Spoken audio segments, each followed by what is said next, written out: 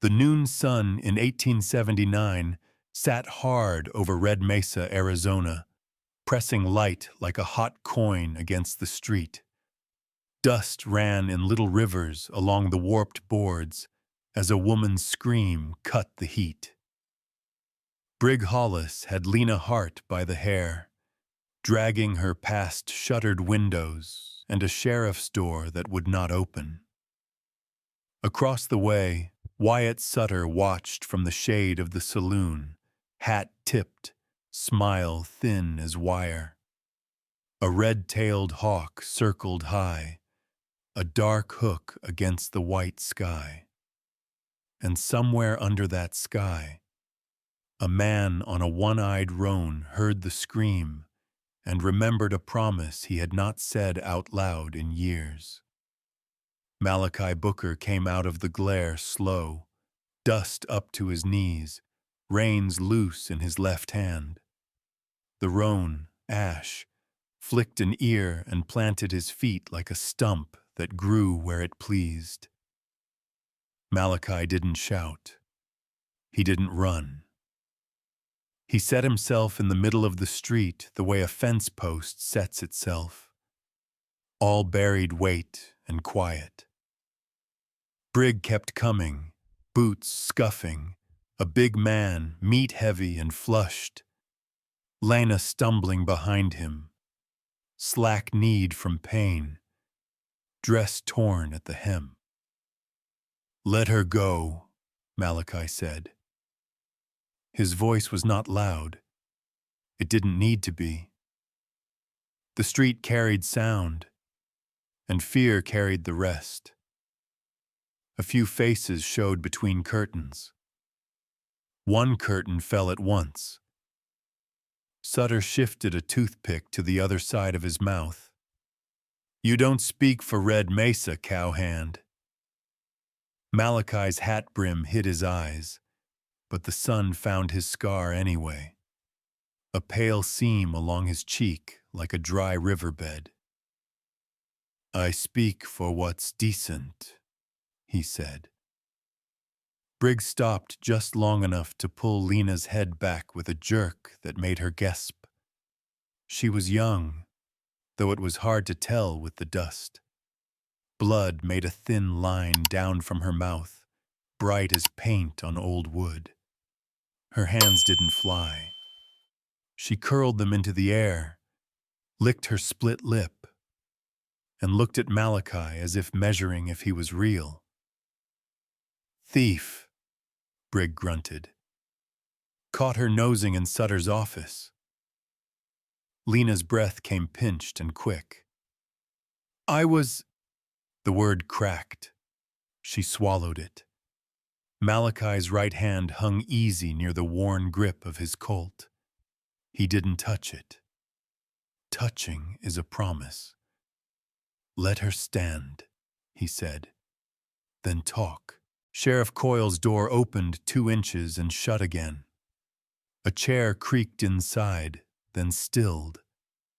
Ash snorted, one good eye fixed on Brig like a nail. The heat hummed. Somewhere a screen door slapped and stayed shut.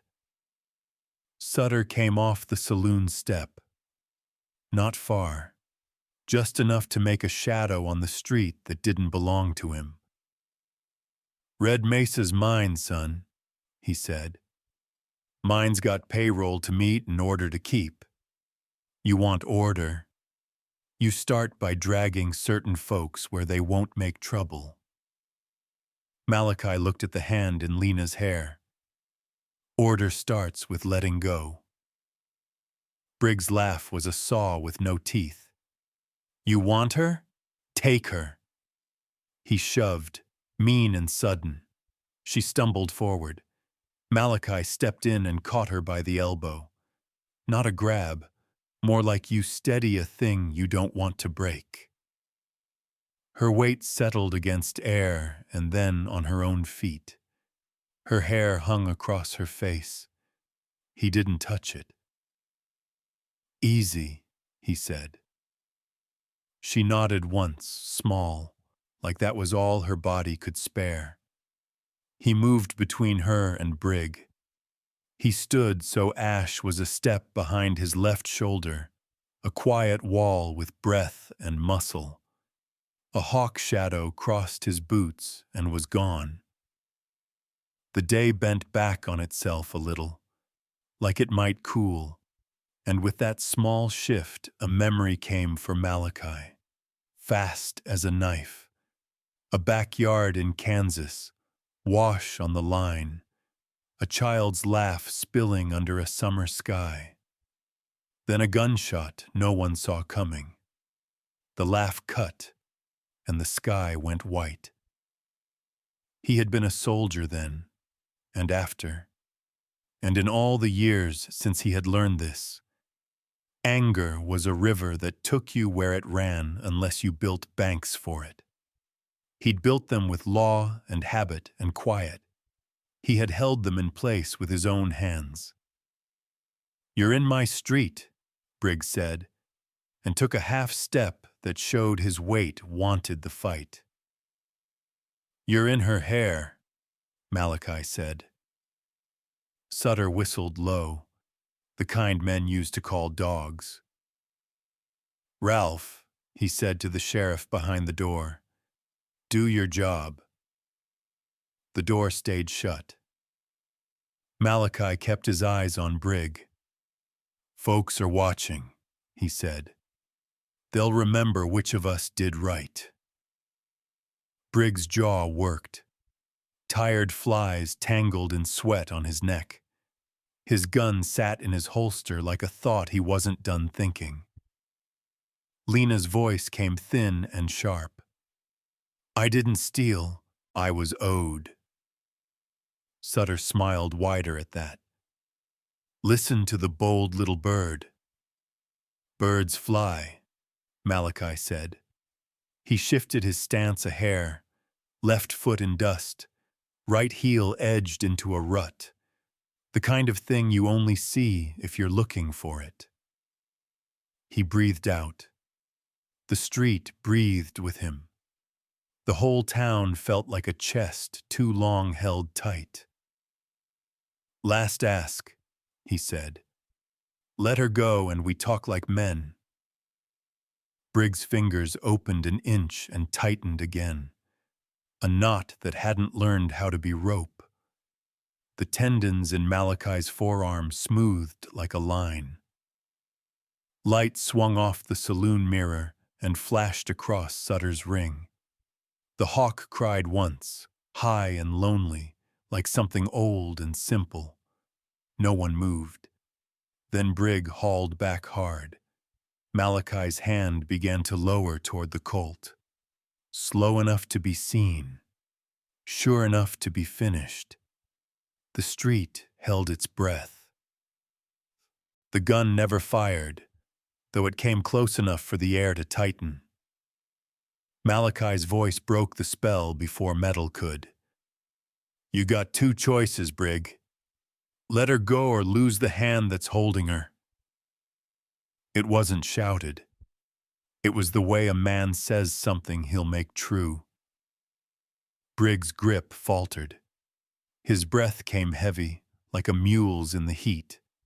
Around them, silence had a body, thick, waiting. The sun hit the windows of the feed store and bounced white against the dust. Somewhere behind a curtain, someone whispered a prayer that didn't know its own words. Finally, Brig let go. The strand of Lena's hair slid from his fist. She staggered once, and Malachi caught her elbow the way you catch a falling cup. Not to claim it, but to keep it from breaking. "You all right?" he asked. Her nod was small, wary. "You shouldn't have done that," she whispered. "Then who should have?" She looked down. "Nobody does." Sutter's laugh cut across the street. "You bought yourself a problem, Booker. I'll see you pay for it." He turned, spurs tapping the porch boards, the sound neat and certain. When they were gone, Malachi half turned to the shuttered buildings. "Show's over," he said. The curtains fell back into stillness. He guided Lena toward the narrow porch of the Copper Finch Hotel. Ash followed close, tail flicking at flies. The boards underfoot moaned with every step. Inside the shade, her skin looked too pale against the bruise forming along her cheek. Saul Brennan, the blacksmith, appeared from the alley with a strip of clean cloth and a tin cup of water. He didn't speak. He just held them out and kept his eyes on the street, where Sutter's shadow had been. Lena dabbed her lip, flinching.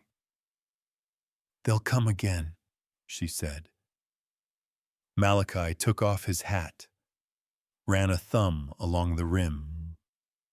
"Maybe, but not today." He didn't know what to do with her eyes. They were the kind that made a man remember what gentleness costs. He set the hat back, adjusting it by habit more than need. "Best you rest inside," he said. "Sun's meaner than men some days." From the next doorway, Mrs. Lin May stepped forward, wiping her hands on her apron. "She can sit by the stove a while. I'll make rice broth." Her voice carried a soft firmness that no one argued with. Lena hesitated, then nodded. Malachi watched her disappear through the doorway, then leaned against the post outside. Sweat slid down his neck and gathered in the collar of his shirt. "Booker," Brennan said quietly, "you just stood in front of Sutter's money. That don't end easy." "I'm not looking for easy." Brennan studied him a long moment, then spat into the dirt. "Didn't figure you were."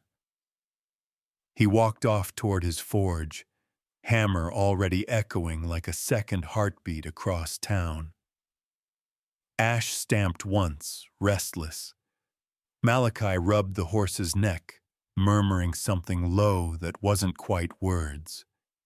He was thinking of another street, another heat, the smell of cordite and the high, thin cry of a child from a house that no longer stood. He'd sworn then that he was done stepping into other folks' wars. But there are promises the world finds a way to test. From inside the hotel came the sound of a chair moving, and a faint voice, Lena's, saying thank you to someone. He didn't listen long. He didn't need to. The afternoon wore on. The sun crawled west, pulling its light down the face of the buildings until every window shone like a small, nervous eye. Malachi stayed where he was, half in light, half in shade, watching the street as if it might confess something. When the church bell rang 6 slow times, the sheriff's door creaked open. Coyle stepped out, hat in hand, face slick with drink or sweat. He looked at Malachi, then away. "Don't make trouble here," he muttered, not quite to anyone. Malachi didn't answer. Coyle shuffled off toward the saloon, boots dragging. Dusk brought wind. It rattled the signs, lifted dust into tiny ghosts that curled around the porch posts. Malachi stood a while longer before he finally turned toward the stable behind the hotel. He untacked Ash, brushed the horse down, listening to the soft huff of breath against his sleeve. The world felt smaller there, in the smell of hay and leather. A single red feather lay tangled in the straw, dropped from the hawk that had circled earlier. He picked it up, turned it between his fingers. Freedom always left traces, he thought, even in places that forgot what it meant. Behind him, footsteps on the stable floor. He turned. It was Mrs. Lin May, holding a small bowl of rice broth. "She's resting," she said. "Bruises only." She asked who you were. "What did you tell her?"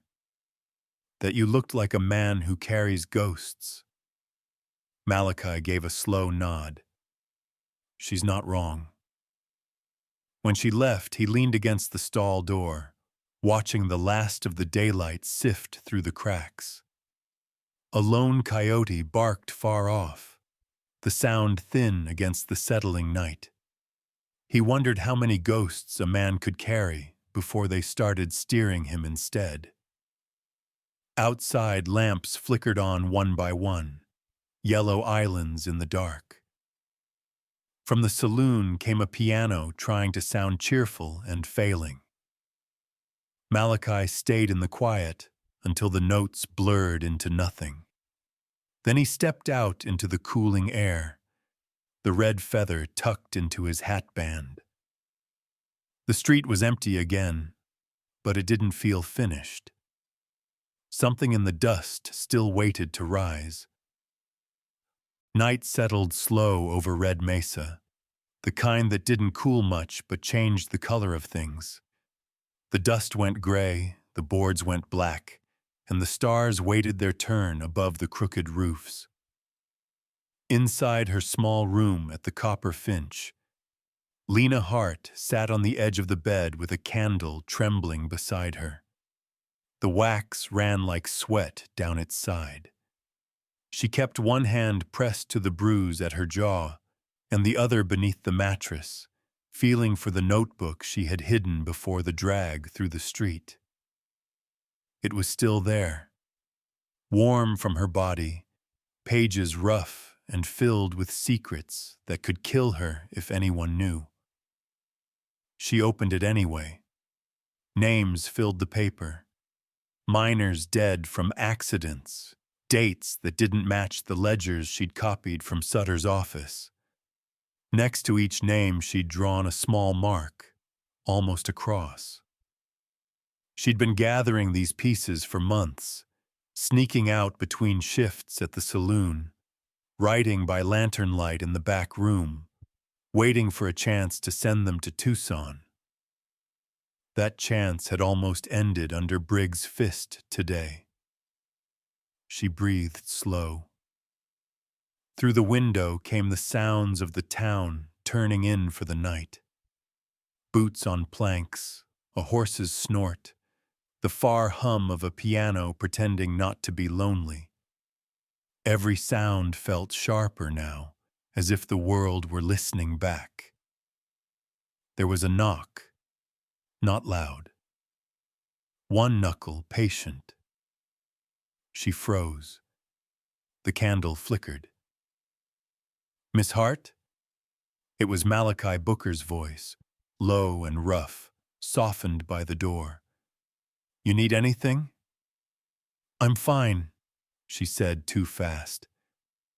"Mind if I check that bruise?" "I said I'm fine."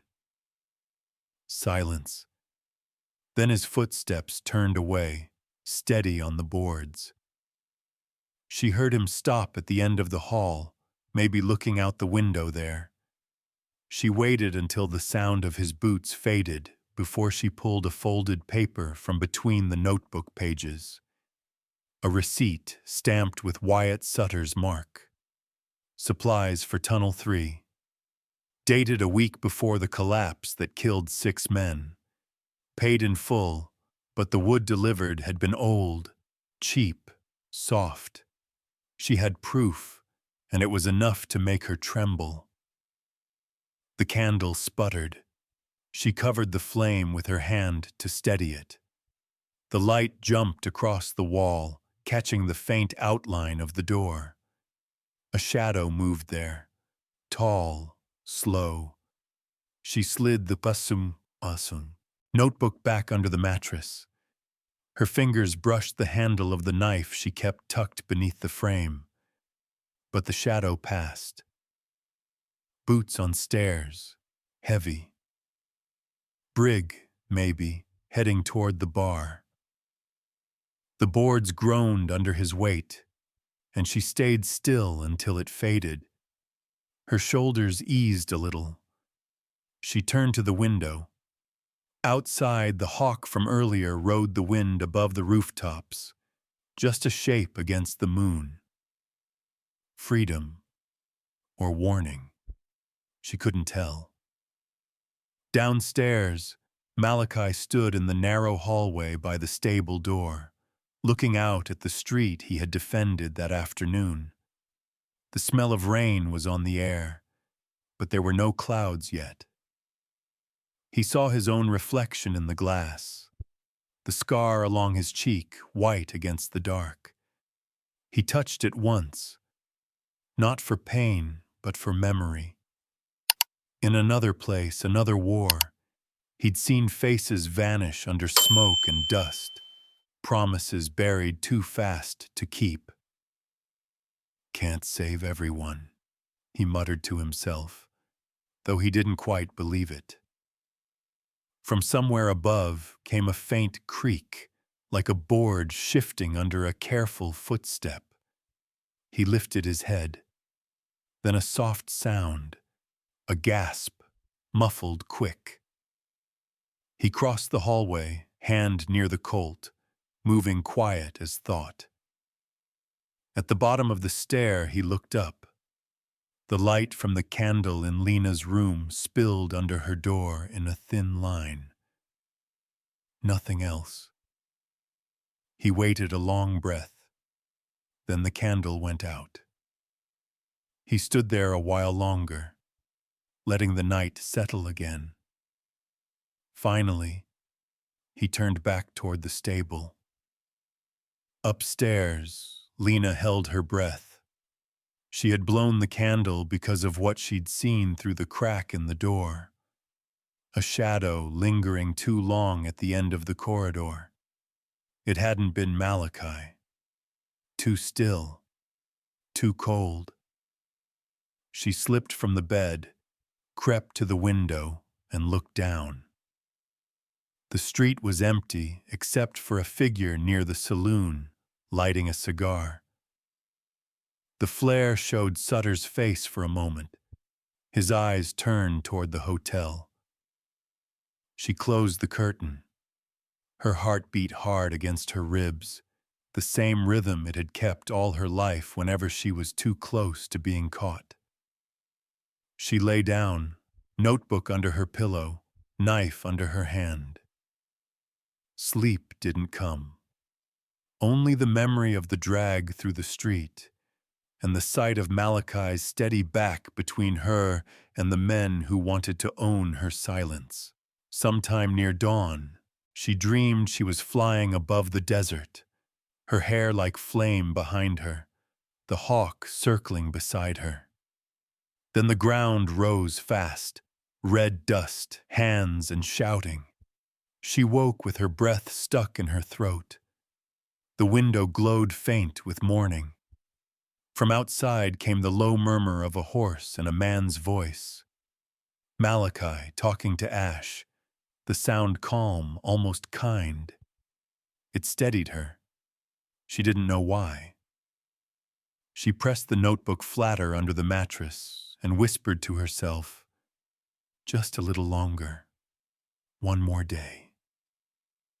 But the wind coming through the gap in the window carried the smell of the mines, sour and heavy.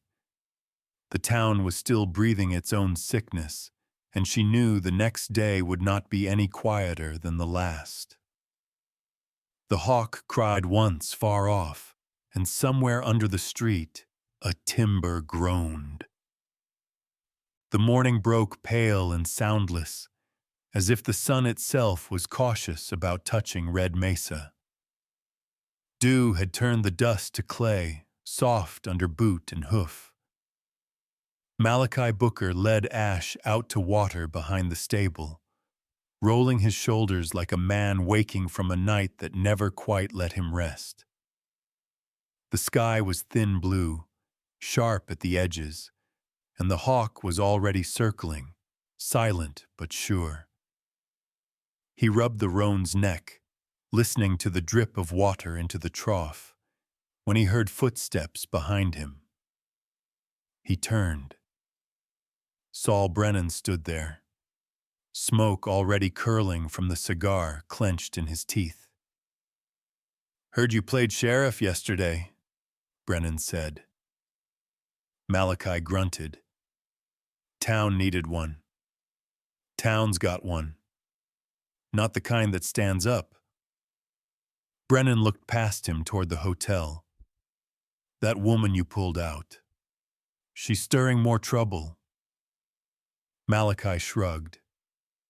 "She's just breathing. That's trouble enough for some men." Brennan flicked the cigar ash. "You keep that up, Sutter's gonna notice you more than he should." He already did. The blacksmith nodded, slow. "Then watch your back." He turned away, boots dragging through wet dust, his hammer calling him home. Malachi watched him go, then leaned against the fence, eyes on the ridgeline where the mules used to haul ore down from the mine. The air shimmered there, full of heat and ghosts. Inside the hotel, Lena woke to the smell of boiled rice and iron from Brennan's forge. Her body ached where Briggs' grip had left its map on her skin. She sat by the small window, notebook on her lap, and stared at the lines she'd written in the dark. Tunnel 3. Braces rotted. 6 dead. Sheriff silent. Her pen hovered, then wrote one more line. "If I don't send this, no one will." She tore the page, folded it into the lining of her boot. A knock came. "Miss Hart?" Mrs. Lin May's voice, calm and full of care. "Eat something." When the woman left the tray, Lena caught her sleeve. "You ever been scared of telling the truth?" Lin May smiled without answering. She set a small bowl down, steam curling like breath. "Truth is only dangerous to people who need lies," she said. "Eat before it gets cold. Time 800 mums." Lena ate slow, thinking about that. The broth was light, but it sat heavy in her chest. By noon, she stepped outside. The light struck hard again, the way it always did here. Malachi was fixing the cinch strap on Ash, sleeves rolled up, sweat darkening the cotton. She stopped a few paces away. "You shouldn't stay close to me," she said. "Wasn't planning to," he said, not looking up. Then, softer. "But I'm not walking away either." She watched the way his scar caught the sun, the pale line bending when he spoke. "You ever wish you could forget something?" she asked. "Every day." She nodded. "Me too." He glanced up, eyes the color of old river water. "What did you lose?" She hesitated. Someone who didn't deserve what they got. He waited, but she didn't go on. Her mouth tightened the way people's do when they've said too much. Malachi tightened the strap and wiped his hands on his trousers. "You can't fix the past," he said. "Maybe not," she replied. "But I can make sure it doesn't get buried." The words hit him like a quiet chord. Buried. The mine. The men who never came out. Something in her tone told him she knew more than she should. A faint rumble came from the north, a wagon or thunder. Ash lifted his head, ears twitching. Malachi looked up the road. A figure on horseback appeared. Sheriff Coyle, moving slow, hat low, his face too pale for mourning.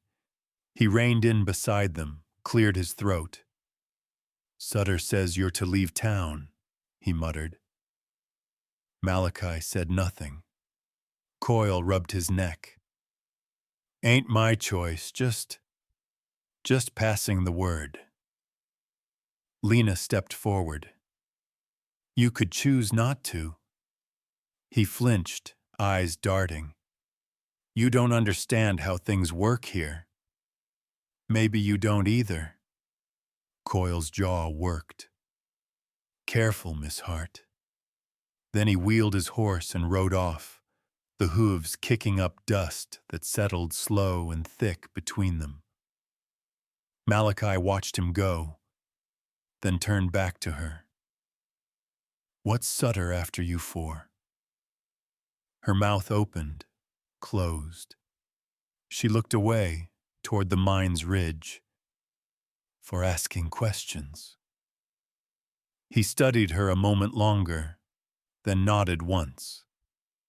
"Keep your notebook close," he said, "and keep your door locked." She managed a faint smile. "You talk like a man who's seen too many doors kicked in." "I have." That night, the town folded into itself early. The saloon's piano was quieter, like even the drunkest men knew better than to stir ghosts. Malachi sat outside the stable, knife in hand, whittling at a piece of cedar, not shaping it into anything, just letting the motion keep him still. The moon rose, fat and low, spilling silver across the roofs. From somewhere far out came the cry of a train whistle, though no train had come near Red Mesa in years. It was only wind in the canyon, but it sounded like a warning anyway. He looked toward the hotel window where Lena's candle burned faint and steady. A small, stubborn light in a place that had forgotten what truth looked like. He didn't know yet what she carried or why she was willing to die for it. But something in him had already decided that if the world came for her again, it'd have to pass through him first. He leaned back against the post, eyes on the sky. The hawk was still up there, cutting circles through the moonlight. Then, far off, the ground trembled. Barely. Just enough to make the trough water ripple. Malachi stood, the knife stilled in his hand. The night went very quiet, as if the desert itself had drawn a breath and was waiting to let it out. By mid-afternoon, the sun turned cruel again, the kind that made colors fade and tempers burn. The street of Red Mesa lay empty, all doors drawn tight, as if the town itself didn't want to be seen. Malachi Booker stood outside the livery, squinting toward the saloon. He had the look of a man who already knew what was coming. Inside, Brig Hollis drank himself ready. The door burst open a moment later, and he came out grinning through broken light. His right hand rested near his gun, his left wrapped around a bottle. He looked like every fight Malachi had ever tried to avoid. "You," Brig called, "the hero with a scar." His voice echoed along the walls. "Sutter says you're done here. I say we make it official." Malachi didn't move. Ash snorted beside him, one eye shining like wet coal. "I ain't looking for a fight," Malachi said. "That's so, huh? 'Cause you already started one." The bottle shattered in Briggs' grip as he threw it into the dirt. The smell of whiskey bled into the dust. People peered from behind shutters. Sheriff Coyle stepped from his doorway, hat in hand, face pale. "Brig," he said quietly, "let's not." "Shut up, Ralph." Malachi took one step into the street.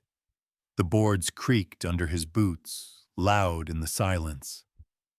"You can walk away," he said. Briggs smiled, ugly. "No, you can." They faced each other 15 paces apart. The wind shifted, dragging a swirl of red dust between them.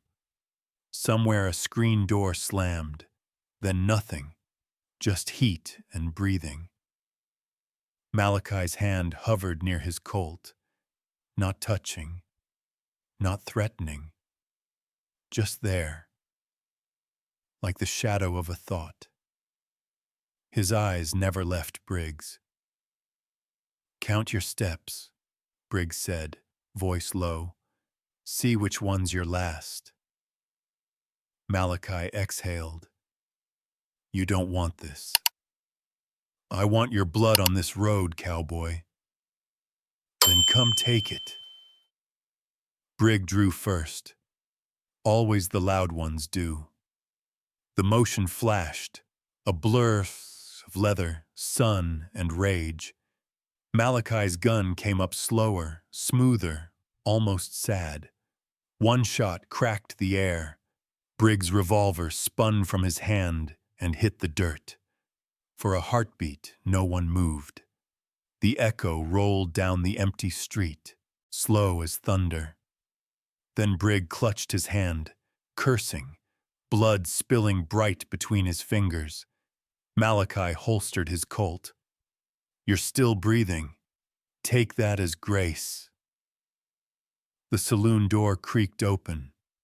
Sutter stood there, eyes like oil measuring the moment. "You just made yourself an outlaw in my town," he said. Malachi turned his head. "Then maybe your town needs a new map." Coyle took a hesitant step forward. His fingers twitched near the badge on his vest, but didn't touch it. "That's enough," he said, though his voice broke in the middle. Malachi walked past him, quiet. "Do your job, Sheriff." Behind him, Briggs groaned, cradling his ruined hand. "He's a dead man walking." The street filled again, not with courage but curiosity. Faces leaned out, half hidden by curtains.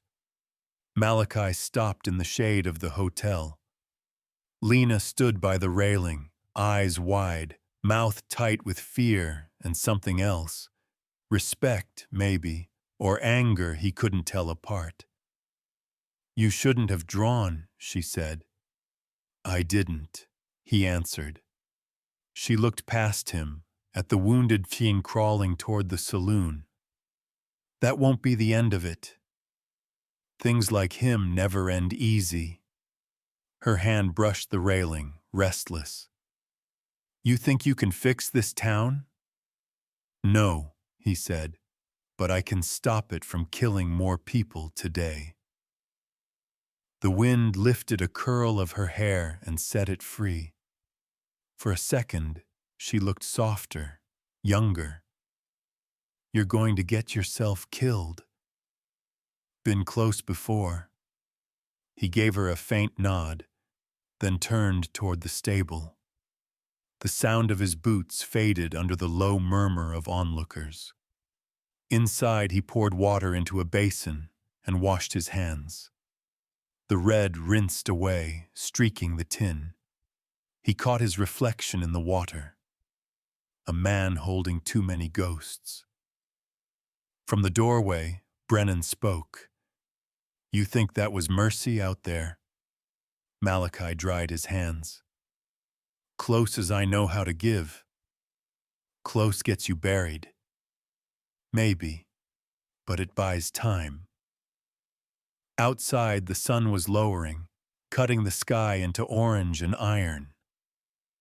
Lena sat by the window upstairs, notebook open, pen still. Through the glass, she watched Malachi cross the yard, shoulders squared but heavy, a man built for battles he never wanted. She touched the bruise at her jaw, the one he'd stopped from deepening, and whispered, "You should have walked away."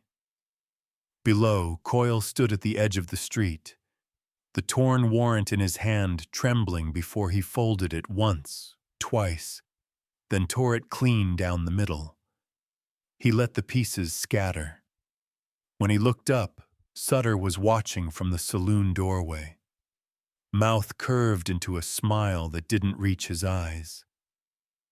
Malachi felt the weight of that smile even from across the road. He rested a hand on Ash's neck, more to steady himself than the horse. The air felt different, like before a storm, heavy with what couldn't be undone. Somewhere behind the ridge, a low rumble crawled through the ground.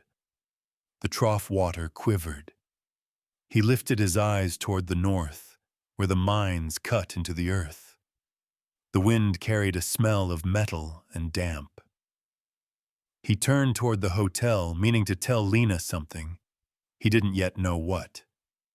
But before he reached the steps, a folded scrap of paper slid under the door and landed at his boot. He picked it up. 3 words in a woman's hand. Tunnel 3 tonight. He looked up at the darkening ridge again, heart sinking as the first hint of thunder cracked across the far horizon. The air before nightfall hung thick, heavy with copper dust and something older, like fear that hadn't found words yet. Malachi Booker stood in the yard behind the hotel, the note still folded tight in his hand. Tunnel 3 tonight. The handwriting was quick, pressed deep into the paper, the kind of message written by someone with no time to pray. He walked to the edge of town where the red clay turned to stone. The wind from the ridge carried a low hum, machines grinding in the mine long after the day shift should have ended. Lights still burned up there, small and mean against the dark. "Why work at night?" he murmured to himself. A voice behind him answered, "Because night hides things." Lena stepped from the shadow of the fence, coat pulled tight around her. "They're clearing out old timbers," she said, "trying to hide the evidence before the inspectors come." "How do you know?" She met his eyes, steady. "Because I used to write the shipping lists." He didn't ask how. Her face already told him. She'd been inside Sutter's world once, and it had cost her more than she'd ever say. "Then we go look," he said. Lena hesitated. "If they see you up there—" "They won't," he cut in. "You'll stay by the ridge. If I don't come back in an hour, ride to Brennan's forge. Tell him what you told me." She wanted to argue, but something in his tone made her stop. "You sound like a man planning not to return." He gave her a small, worn smile. "No, just planning for both roads." They left Ash tied near the last fence post. The desert stretched before them, flat, breathing heat even under the cooling sky. The moon came slow, spreading silver over stone. Halfway up, Malachi paused, crouching low. Voices drifted down. Briggs' laugh, harsh and raw, and another man's curse. They were hauling timbers, tossing them like bones. A lantern swung wild, throwing light over wet rock. Lena whispered, "They're replacing supports?" looks more like removing them. The ground trembled underfoot. Not much, but enough to raise the hair on his arms. She gripped his sleeve. We have to stop them. Looked at her hand, pale against his skin. We can't stop greed with a warning, he said, but we can catch it in the light. He took the small notepad from his pocket, the one he used for cattle counts, and passed it to her. Write what you see. Write names if you can. Lena nodded, lips pressed tight. Down in the pit, Brig kicked at a brace and spat. Sutter says these'll hold till the next payday, he said. A man nearby snorted. Won't hold through morning. Not our problem, Brig answered. Just keep loading. Malachi felt his gut twist. The wood they were stacking was soft and split, the kind that burned easy. He stepped closer, using the shadows between boulders, until he could see Sutter himself, hat low, coat swinging. The man stood by the tunnel mouth, counting crates, not caring about the cracks spidering up the walls. The moon slid behind a cloud. For a moment, the ridge went blind. In that brief darkness, a plank gave way with a crack. Men shouted. Sutter barked orders, his voice sharp as broken glass. Lena flinched. Malachi caught her by the arm. Go, he whispered.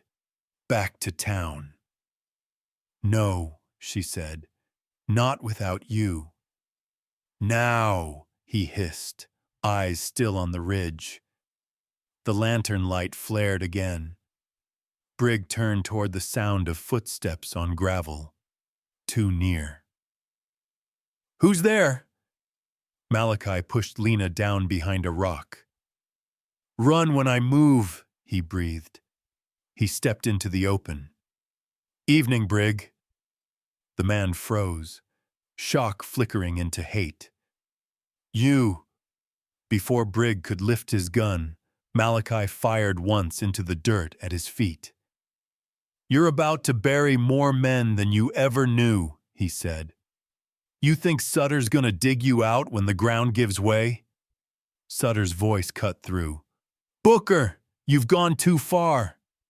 Malachi raised his weapon toward the tunnel mouth. You've gone deeper.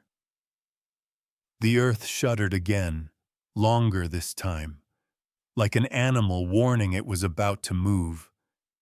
The lantern swung, smashed against stone. In the half-second of light, Malachi saw the ceiling above them bow inward. Get out, he shouted. Time 600 elms. The ridge answered with a roar. The tunnel collapsed, swallowing its own men. Dust and rock erupted like thunder breaking loose from the ground. He dove, pulling Lena down with him as the blast rolled past. The sound went on forever, stone grinding, timbers splintering, screams fading into dirt. When it finally stopped, the air was thick with dust and silence. The moon came back, pale and cold.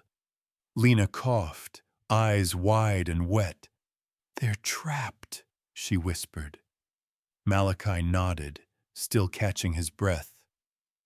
Then we start digging. He pushed himself up, hands bleeding from the fall. Far below, a lantern guttered once and went dark. She reached for his sleeve, voice shaking. There's no one left down there. He looked at her, then at the ridge where the tunnel had been. There will be, he said. We'll make sure of it.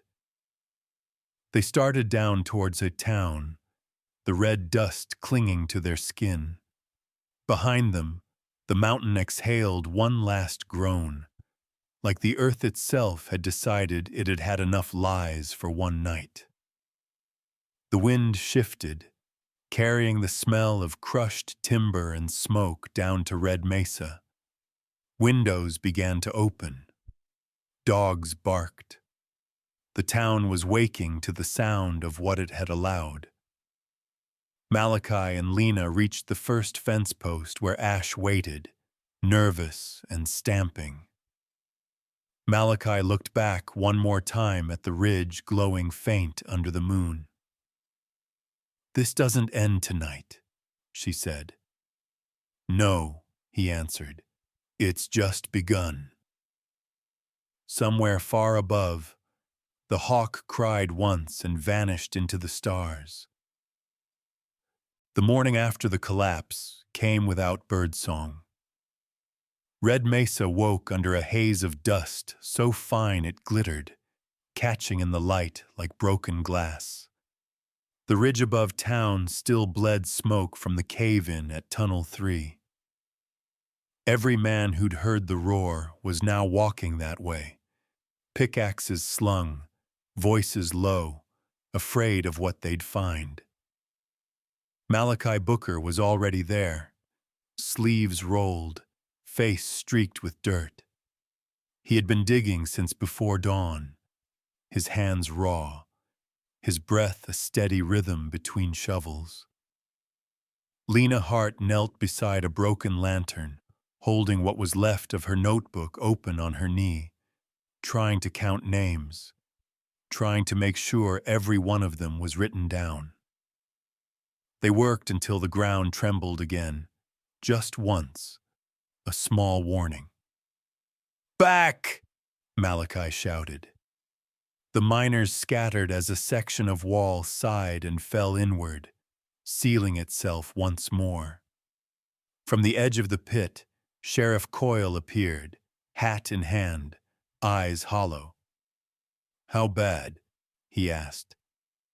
"Bad enough to bury half the shift," Malachi said. "And anyone that lied for Sutter." Coyle swallowed, looking at the collapsed tunnel like a graveyard he'd dug himself. "He said the braces were sound. Then he lied to you too." Lena stood, dust clinging to her dress. "You knew about the wood shipments, Sheriff." Coyle flinched. "I never signed off on. You didn't stop it either." Her voice cracked, but it wasn't anger anymore. It was grief dressed as accusation. Coyle turned away. "Get the survivors out," he said quietly, and walked down toward the smoke. By midday, a dozen men lay side by side on canvas tarps. Brennan's hammer stopped ringing in town, replaced by the scrape of shovels and the low murmur of prayer. Mrs. Lynn May moved between the wounded, binding arms, wiping faces clean. Her son Beau handed her bandages torn from his own shirt. When the sun slipped west, they found another man, Coyle himself, half buried near the entrance. Malachi dropped to his knees beside him, pulling rocks away until the sheriff's chest moved. "Hold still," Malachi said. Coyle coughed, spitting dust. "I came to check the supports," he rasped. "Didn't think they'd really—" He broke off, pain folding his words. Lena pressed a wet cloth to his brow. "You need a doctor." He laughed weakly. "We ain't got one worth the name." Malachi tightened a strip of cloth around his arm. "You'll live." "Don't promise that," Coyle whispered. "I don't deserve it." Malachi met his gaze. "Then earn it." Coyle's eyes closed, but his hand gripped Malachi's wrist, tight, pleading. "Don't let Sutter bury this. Promise me." "I already did." When they carried the wounded back to town, the sky turned the color of rust. The saloon was quiet. Sutter's men had locked its doors. On the steps of the church, Brennan stood with a Bible in one hand and his hammer in the other. 14, he said flatly. We lost 14. Malachi nodded. We'll need a place for the rest. Lena moved among the families, her notebook open again, writing down details. Who was missing, who was hurt, who'd seen what. Her fingers shook, but she didn't stop. That night, the church bell rang slow, one toll for each name. The sound rolled across the valley and back, settling heavy on every roof. Children cried. Men took off their hats. Malachi sat on the steps afterward, head in his hands. Lena came to sit beside him, a lantern between them. You can't blame yourself, she said. I was up there, he murmured. Could have done more. You tried. He lifted his head, eyes red with dust. Trying don't raise the dead. No, she said, but it keeps the living honest. They sat in silence. The wind carried the smell of ash from the ridge. After a while, Malachi spoke again. I'll send word to the U.S. Marshals. They'll come. Lena closed her notebook. And if Sutter stops them? Then we stop him first. He looked toward the saloon, where one lamp still burned behind the shuttered door.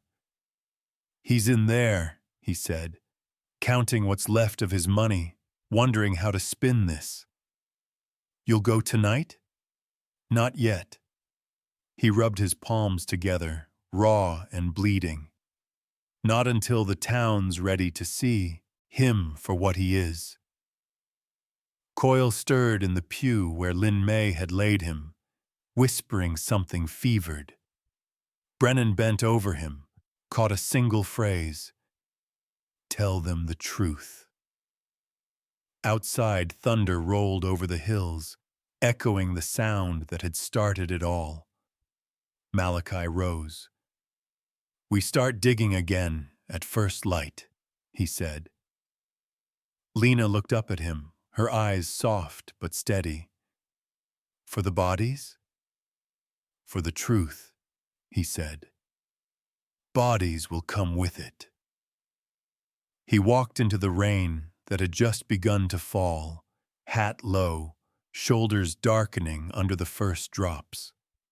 The hawk was nowhere in sight, but its cry seemed to hang in the wind.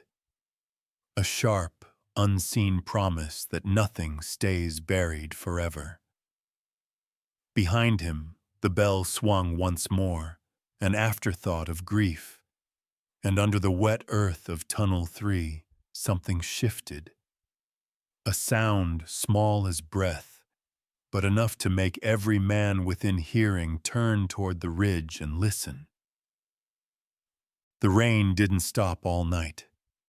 It washed the red dust into streams that bled down the main road and pooled outside the church steps. By dawn, the smell of wet earth and ash mixed in the air, thick enough to taste. Inside, the pews had turned into a field hospital.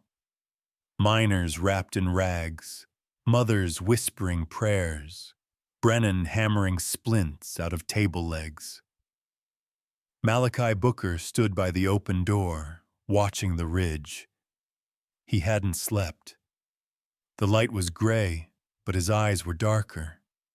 When he turned back inside, Sheriff Coyle was awake, propped against a wall with his arm bound tight. He looked smaller now, like a man who'd finally seen himself without a badge. I heard the bell, Coyle said quietly. Didn't think I'd hear it from this side. Malachi knelt beside him. You've still got a voice, he said. Use it. Coyle coughed. You think they'd listen to me after what I let happen? They don't need to believe you, Malachi said. They just need to hear you say it. Lena appeared then, pale from exhaustion, but steady. She carried her notebook close, like it might stop her heart from breaking. He's right, she said. If you tell the truth, others will follow. Coyle's eyes flicked to her, full of shame and something close to relief. You sound like my daughter, he said. Lena blinked. You have one? Had, he murmured. Died 2 winters back. Fever took her. I thought keeping this town quiet would keep folks safe. Turns out, silence kills faster. He tried to rise, but Malachi put a hand on his shoulder. You rest. We'll bring them here. Outside, the rain thinned into mist. The saloon door creaked open, and Wyatt Sutter stepped out. Coat collar high, eyes sunken from a night without sleep. Brig Hollis followed, his injured hand bound in dirty cloth. They stopped when they saw the crowd gathering by the church. Women, miners, even children with shovels still in their hands. Brennan's hammer struck the bell-post once, sharp and loud. You got something to say, Sutter? He called. Because we sure as hell do. Sutter's smile was small but practiced. This is a tragedy, he began. The earth's to blame, not men. We'll rebuild and I'll see the families paid. Rate slow. You'll pay with more than money, Malachi said, stepping forward. The crowd parted for him. Rain dripped from the brim of his hat, ran down the scar on his cheek. Sutter looked him over. You think they'll listen to a drifter? A ranch hand with a temper?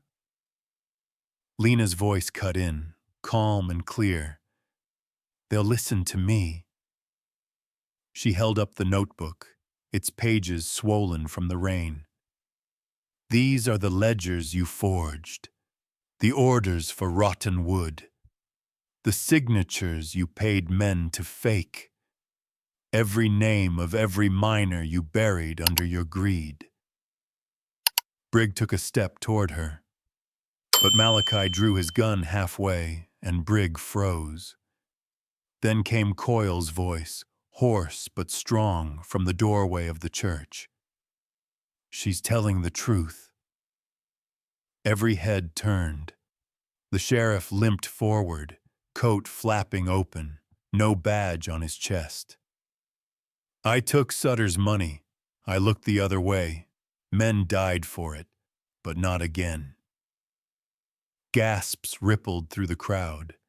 Sutter's face blanched, but he kept his smile. Ralph, you're drunk or concussed. These people need order, not— Order, Brennan shouted. You mean fear!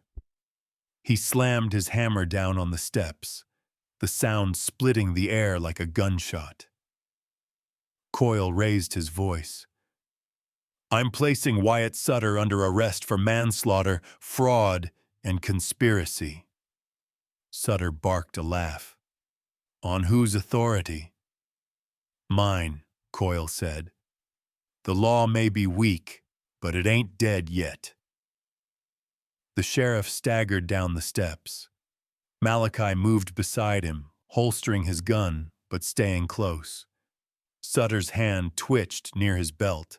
Don't, Malachi warned. The tension cracked like thunder. Brig reached for his weapon, and before anyone could breathe, Malachi's Colt cleared leather. 2 shots, clean. The first took Brig's gun hand. The second buried itself in the saloon door behind Sutter's head. Silence fell so heavy it bent the rain. Sutter's bravado wilted. Fine, he hissed. You want me? Take me. Malachi nodded once to Coyle. Your job. The sheriff stepped forward, slipped the cuffs over Sutter's wrists with hands that shook but didn't falter. You'll stand before a real judge, he said. The crowd let out a sound, half cheer, half sob. Brennan dropped to one knee, crossing himself. Lin May hugged her son. The bell began to ring again, this time bright, not mournful. Lena watched it all with tears cutting clean lines down her dusty cheeks. Malachi stood beside her, the rain running off his hat, eyes fixed on the sky where the hawk had appeared again, circling low. You did it, she whispered. He shook his head. We did enough. The rest's up to them. Coyle leaned against the church rail, blood seeping through his bandage. You're not staying, are you? Malachi looked at him, then at Lena. Haven't decided yet. The sheriff smiled faintly. Then decide after the sun comes out. He turned to the crowd, lifting his voice. These men died because we stayed silent. We won't do that again. Not for anyone. The people of Red Mesa nodded, one by one, until it became a wave. Sutter was led away through the mud, his fine boots sinking deeper with every step. Brigg followed, clutching his arm, face pale with pain. When the last of them disappeared, Malachi holstered his gun and looked down at his hands. The rain had washed the blood away. Looks like the town's yours now, Lena said softly. He smiled, small and tired. No, it's theirs. Always was. The wind shifted, carrying the smell of sage and wet earth. The hawk's cry echoed once more, fading eastward into the light. And as the first sun broke through the clouds, Malachi finally breathed like a man who'd earned it. By the next sunrise, Red Mesa felt hollowed out, quiet not from peace but from exhaustion. The streets were rutted with mud, and the smell of smoke still clung to every porch. Sutter and Brigg sat locked inside the old storage room behind the sheriff's office, guarded by two miners with shotguns, men who'd traded fear for fury overnight.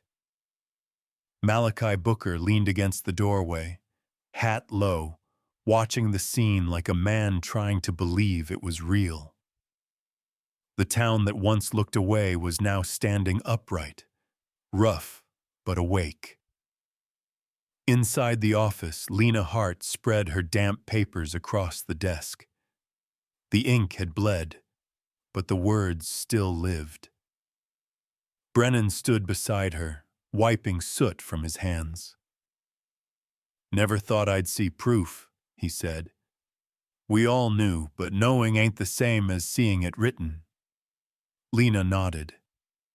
The receipts matched the shipments. The signatures, same slant of pen. Even Sutter's own name on false orders. From behind them came Lin May's voice, calm and steady. Then you bring it to the judge in Fort Garrison. No man should keep such poison in his pocket. Malachi looked up. He'll need convincing. Sutter's money runs deep. Lin May smiled faintly. So does truth, if you feed it. Bo tugged his mother's sleeve, holding out a small, mud-caked object. Found this near the mine, he said. It was a brass button, dulled by time, crusted with blood around the edges. Brennan took it gently. From a foreman's coat, he murmured. The one they said died in the collapse last spring. Lena's eyes widened. That name's on my list. She flipped her notebook open, tapping a page. Thomas Ely. He reported safety faults in Tunnel 3. Disappeared a week later. Malachi's voice went low. Guess he didn't disappear far. He turned to Brennan. We need to dig that site. Get whatever's left. If the marshals see bones, they'll come fast. Coyle appeared in the doorway, face pale but clearer now. I sent the telegram, he said. They'll be here before dusk. The room fell still. Coyle's voice trembled at first, then steadied. Told them everything. About the bribes, the forgeries, the cave-ins. I signed my name to it. Malachi met his eyes. That'll cost you. Coyle nodded. Then I'll pay it. He set a bundle on the desk, a stack of old documents bound with twine. Found these in my drawer. Ledgers Sutter gave me to hide. They match what she's got. Lena touched the bundle like it was sacred. Thank you. Coyle shook his head. Don't thank me yet. Outside, a murmur began to rise, a crowd gathering. Malachi stepped out and saw them.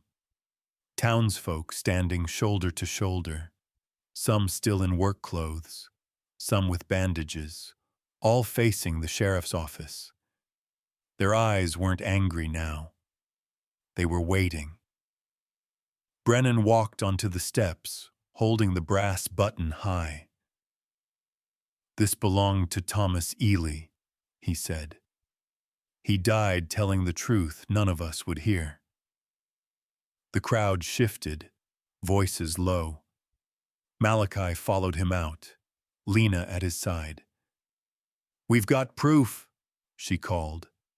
Names, records, and the sheriff's own confession.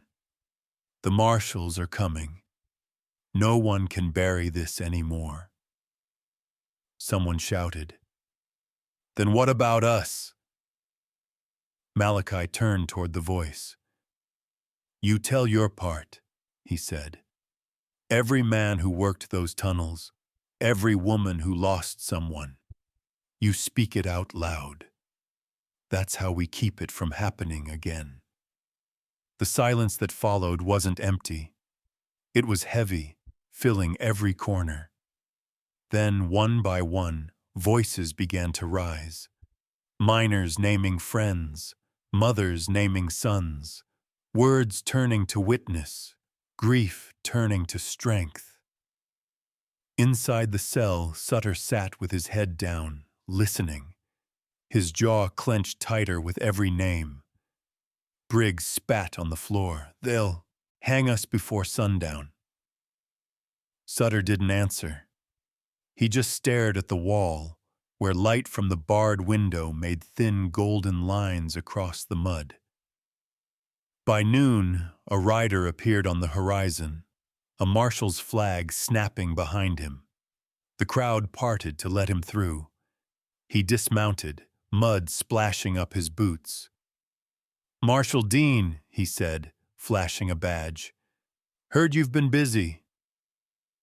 Coyle stepped forward. They have my statement. The prisoners are inside. Dean studied him. You the law here? Trying to be. Dean nodded once, then looked to Malachi. You help with the arrest? Malachi tipped his hat. Helped keep it clean. The marshal smirked. Could use more like you. Dean read the papers, glanced at the ledgers, then motioned to his men. Wyatt Sutter, Brig Hollis, you're bound for Fort Garrison to stand trial for murder and fraud. Sutter sneered. You'll forget me soon enough. Dean smiled thin. Only the dead get forgotten, mister. You ain't there yet. As they dragged Sutter toward the wagon, he turned his head and spat at the dirt. It landed near Lena's boots. She didn't flinch. You buried men for profit, she said quietly. Now the earth will have you too. He tried to speak, but the crowd's murmur swallowed his voice. The wagon rolled forward, wheels sinking deep into the soft road, carrying him out of Red Mesa. When the dust settled, no one cheered. They just stood there, quiet, like a church after prayer. Malachi finally broke the silence. We'll need a place for those miners. Proper graves. Brennan nodded. We'll build them near the ridge, high ground. Lin May added softly, and a school beside them, so the next generation learns their names. Lena smiled faintly. That's how truth stays alive. Coyle looked at her. You'll write it? She held up her pen. Every word. The sheriff turned to Malachi. You staying long, enough to see it done? Malachi looked toward the horizon where a hawk drifted on a warm updraft. Long enough, he said. The wind rose then, gentle but sure, bending the tall grass outside town. The sound of shovels started again. Not the hollow rhythm of burial, but the steady music of rebuilding. And when the first grave marker went into the ground, it wasn't carved with anger. Just names, clean and simple, each one a story pulled back from the dark. The trial was still days away, but Red Mesa felt as though judgment had already begun. The sky turned bluer than anyone remembered, the kind of blue that looks washed clean after long rain. The ridge stood quiet now, a scar on the horizon, but one that no longer bled. Malachi Booker walked the length of Main Street that morning, nodding to faces that met his gaze instead of turning away. Windows were open again. The smell of baking bread drifted from Lin May's kitchen, and somewhere, a hammer rang steady from Brennan's forge. Life was stitching itself back together, slow, uneven, but sure.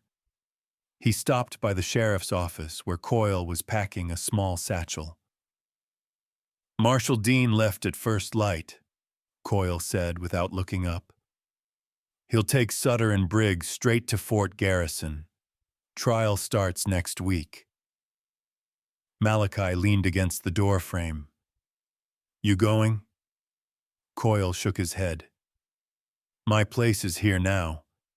Got graves to help dig, records to sign. He looked up, eyes tired but clear. And a lot to make right. You already started, Malachi said. Coyle gave a half smile. Not sure that's enough. Usually it ain't, Malachi replied. But it's something. They stepped outside together.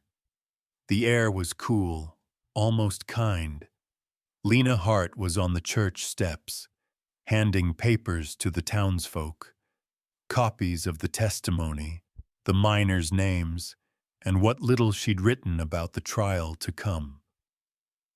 When she saw Malachi, she waved him over. I'm sending these to Tucson, she said. They'll print the story in full. He smiled faintly. That's a long way for words to travel. They'll make it, she said. Truth tends to find its road.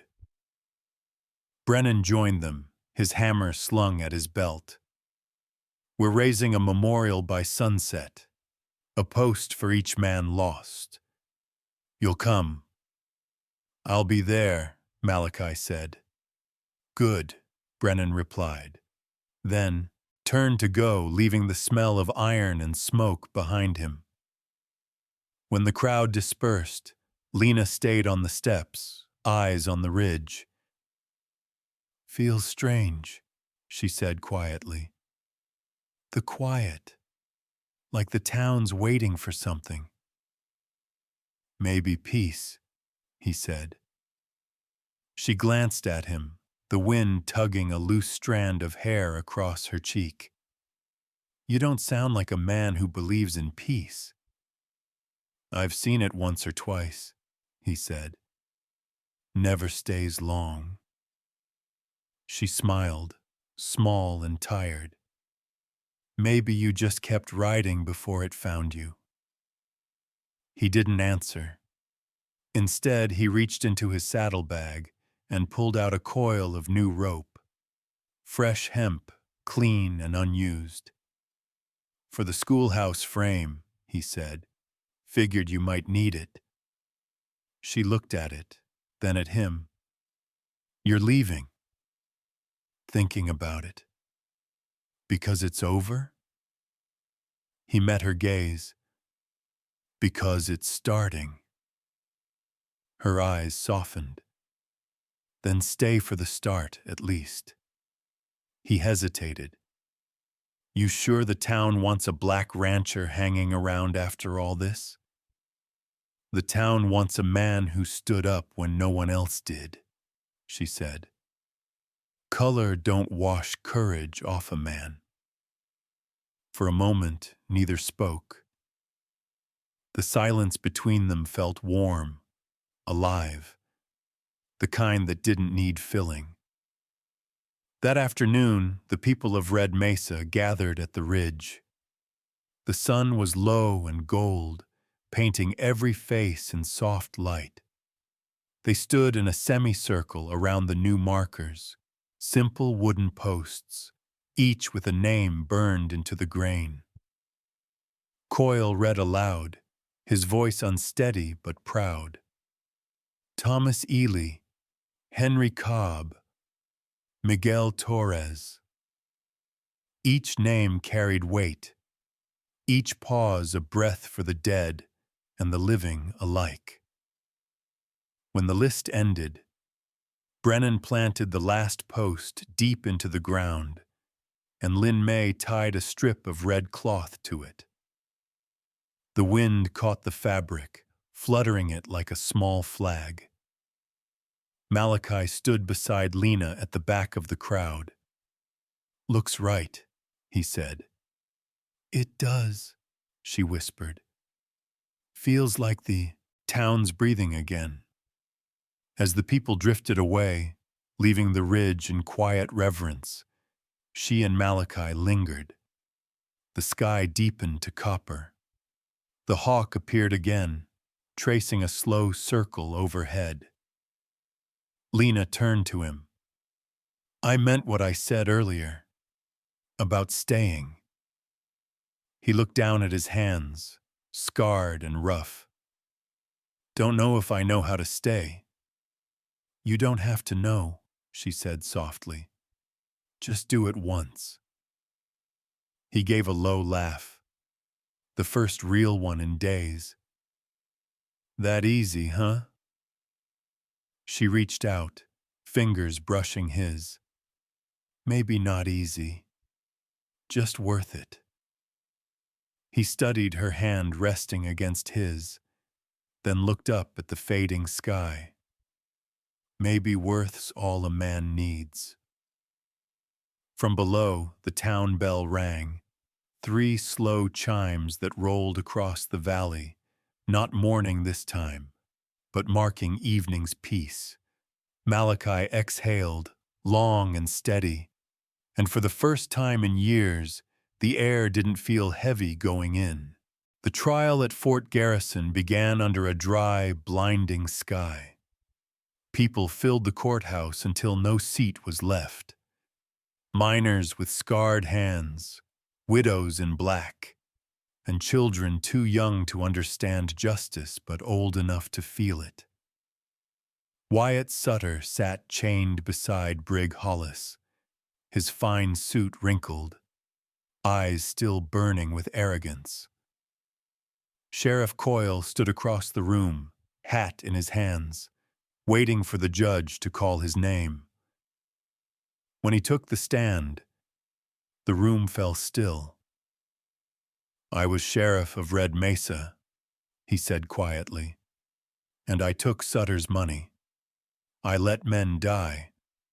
I told myself it was for the town's good, but it was cowardice.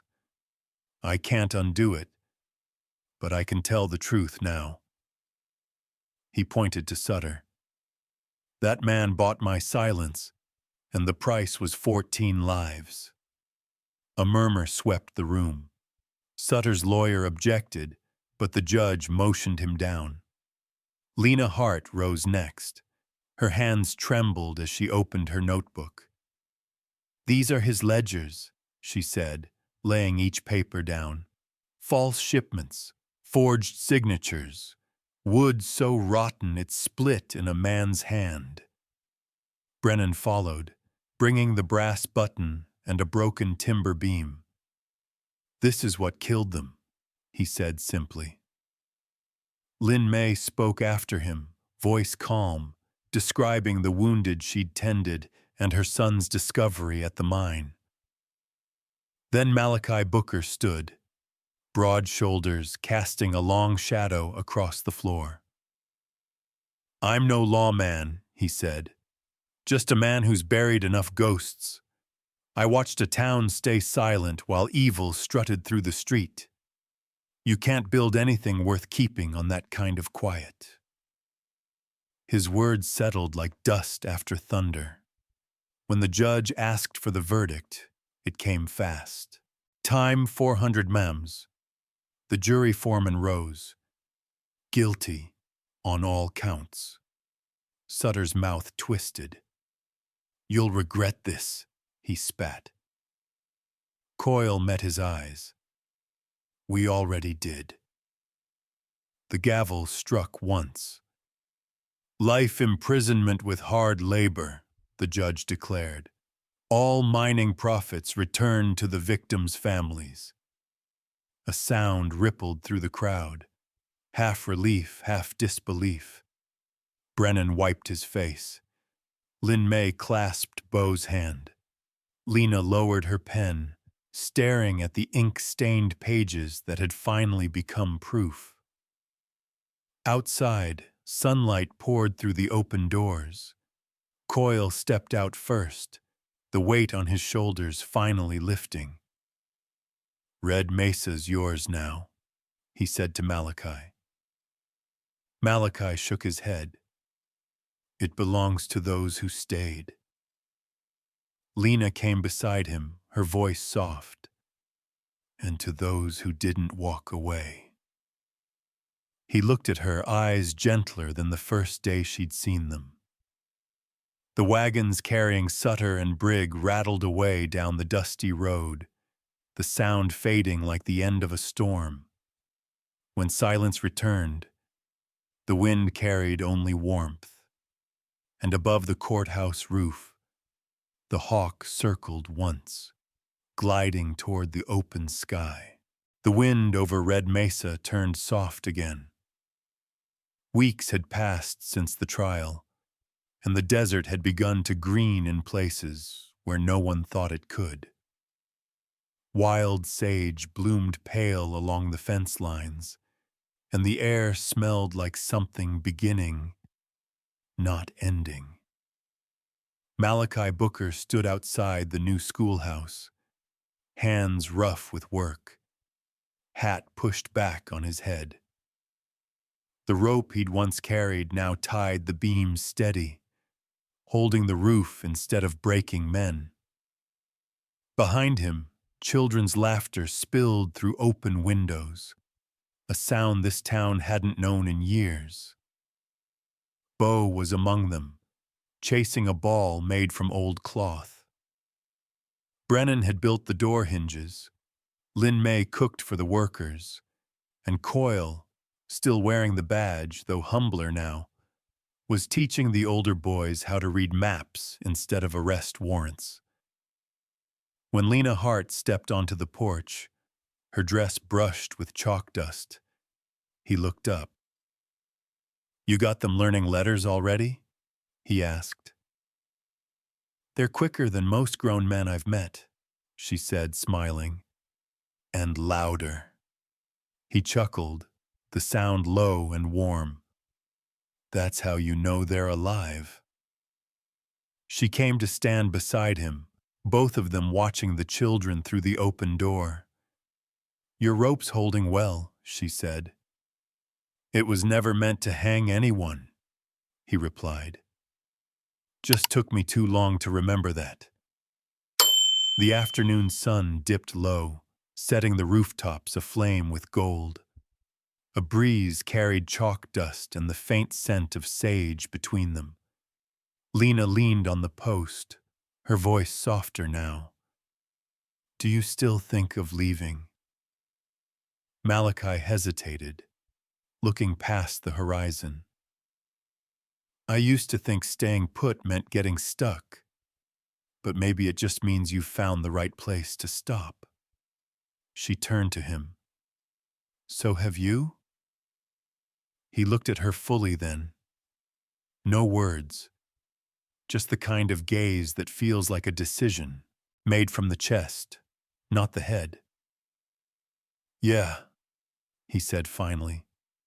"Think I have." They didn't speak after that. He reached out, and her hand met his halfway, resting against the weathered grain of the railing. Around them, the children's laughter softened to a hum, like the sound of the earth settling into peace. The hawk reappeared above the ridge, tracing wide, lazy circles in the dying light. Lena followed its movement with her eyes. "Do you ever wonder why it always comes back?" she asked. Malachi smiled. "Maybe it's making sure we don't forget how to look up." The bell inside the school rang, a signal for supper. Bo's voice called out, "Miss Hart, Mr. Booker, come eat." They turned together, still holding hands, walking slow toward the sound of life beginning again. The sky burned orange, then softened to the color of old honey. By the time the stars came, Red Mesa glowed gentle under them. No fear, no fire, just breath. And on the porch where the light stayed longest, Malachi and Lena stood close, not needing to speak, because the silence between them was full. When the dust finally settles over Red Mesa, what remains isn't just justice, it's peace. The kind that takes years of silence and pain to grow, and arrives quiet, like the sound of wind through sagebrush at sunset. Malachi and Lena remind us that healing doesn't come from vengeance, but from courage, honesty, and the gentle act of staying when it would be easier to leave. If this story touched your heart, take a moment to share what it stirred in you. Did it remind you of someone you once knew, or a time when decency still mattered more than pride? We'd love to hear your thoughts in the comments below. Every story, every memory adds another heartbeat to this little town we've built together through words. And if you'd like to, keep riding these trails with us. Don't forget to like this video, subscribe, and turn on notifications. We post new Western tales and Old West stories every week. Stories about honor, second chances, and the kind of love that endures the long road. Thank you for spending time here with us under the wide western sky. Until the next story, may your road be quiet, your coffee warm, and your heart steady.